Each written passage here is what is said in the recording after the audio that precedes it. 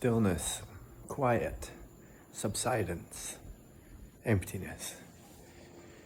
This doesn't mean an effort to be any of that. In fact, it's the opposite. It's when all effort subsides. When all doing, when all trying subsides and ceases, then we find stillness. And it doesn't necessarily mean no thought. It means not trying to control anything, not trying to gain anything, not trying anything at all. Just existing and being and allowing whatever is to be, whatever it is. So just stop and be still and allow everything to be exactly what it is, even if it's just for a moment. And as often as we can, to visit this way of being.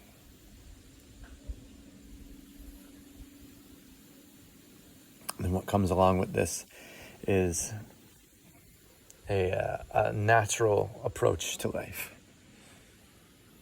an alignment with life, presence and awareness, even observance and witnessing and being with something allows us to be not only with whatever it is we are either doing or if it's a being that we're with. It really allows us to go even beyond what would be like a connection and to actually exist in the space that unifies everything or is unified as everything. In other words, when I empty out and I'm fully and completely here and present, then I'm existing as the being that is eternal and omnipresent.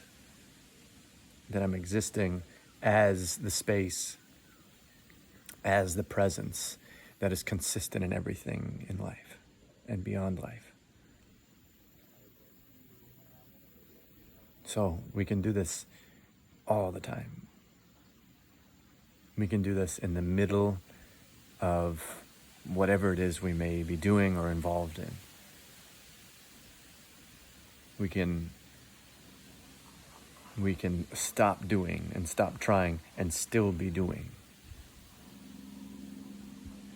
We can still be engaged in life. There can still even be thought. But we as a self, as a being, are anchored in the present and anchored in our true identity. So this is like the statement, doing without doing, Wu Wei, I think it is in Chinese, or Taoist philosophy, or the Taoist observation of truth, you could say. And it's in the Upanishads too. It's in other scriptures and texts. This idea of doing without doing, that to the mind doesn't make sense. It's one of those like winding, spiraling ideas. But as it becomes an experiential way of being, then you can feel what that's like and be that. So stop everything and be still.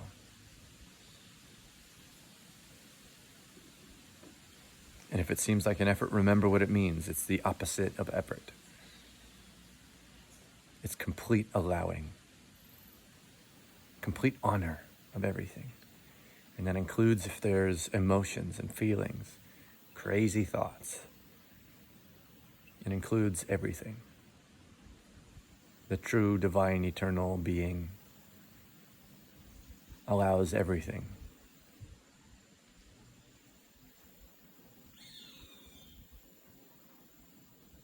So as often as we can remember, and it's supportive of creative activity. It's supportive of inspiration. It actually is the space that true inspiration comes from. So shutting down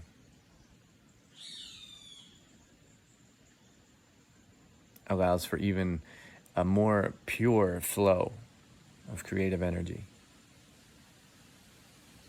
We can often think the opposite, that we have to think about creativity, but any great artist or Even I think Albert Einstein communicated about this, about imagination and it coming from something beyond the mind.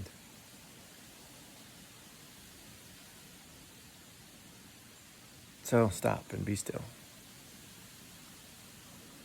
And notice reality effortlessly. Do your work. Whatever you're aligned to do in any given moment, do it with the purest presence that you have, that you are. And then in this simple thing, we've completely, fully spiritualized life just by our awareness and this presence.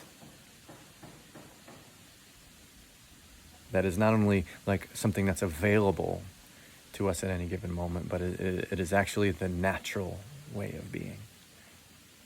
Completely natural.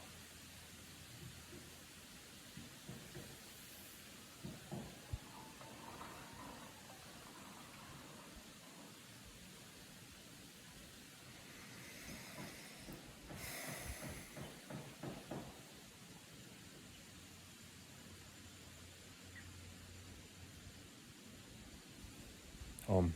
Peace. Amen. Namaste, friends.